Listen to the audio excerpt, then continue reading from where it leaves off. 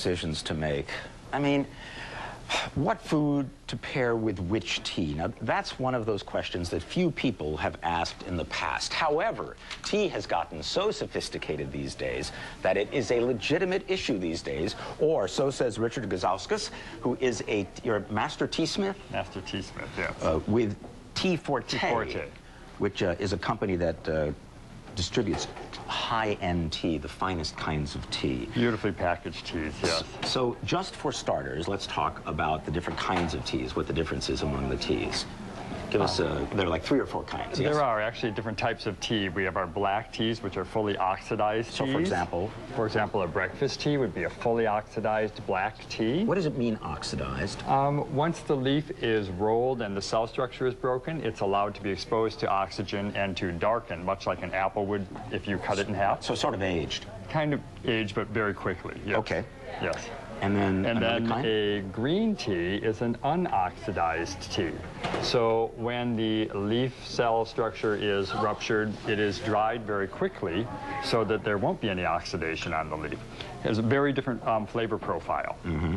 And then this is actually an herbal tea, one of our very beautiful teas called Flora, which is not truly a tea at all. Right. It's a misnomer, of course. And then here we have a black tea, we have our chai. It's a black tea with spices added. Mm-hmm. So very delicious. But the major types are black, green, and white teas, and the oxidation levels make the difference. Where does oolong fit into all of that?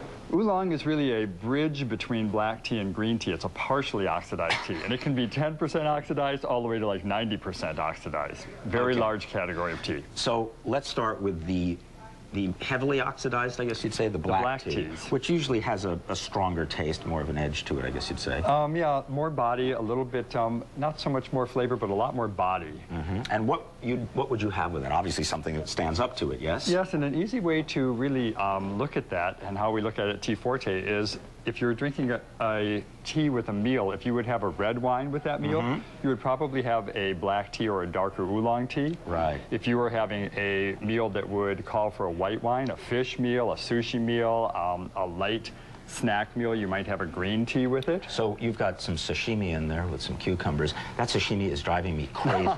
You're welcome to eat it. No, I don't have any silverware. Could someone get some silverware, please? A pair of chopsticks.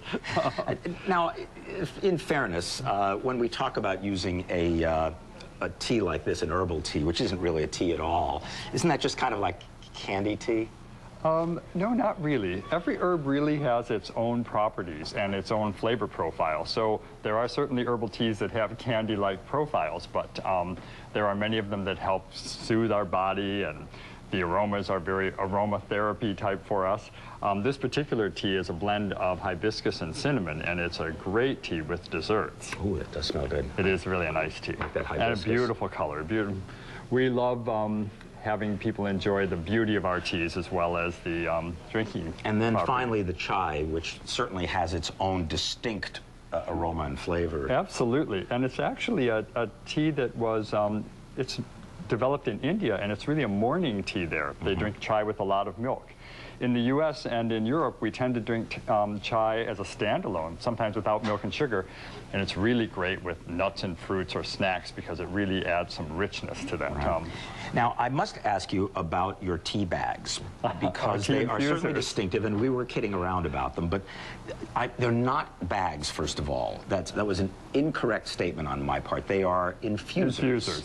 Which means? Which means that they are volumetric. There's space in here for the tea leaves to open up in what we call bloom and release their aromatic oils, which give the flavor and the aroma to the tea.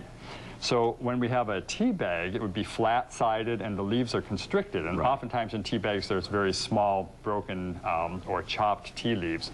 And in this volumetric infuser, we have whole leaf teas. So it's like free at last, where they can run around in there and drift around with the currents of the hot water. Very much like having loose tea in a pot, but it's confined so that you can lift it out with this little handle that we have. The designer who did these, Peter Hewitt, is our CEO and designer. He's brilliant. Real quickly, would you do me a favor as a master teasmith? Would you please taste this as you would doing a tasting? Wow, well actually I'd be using a spoon, but you mean slurp? Yeah. Well, I'm just curious how do you use the same as coffee? You would use a spoon. Yes, just like a coffee tasting. No, I don't have a spoon.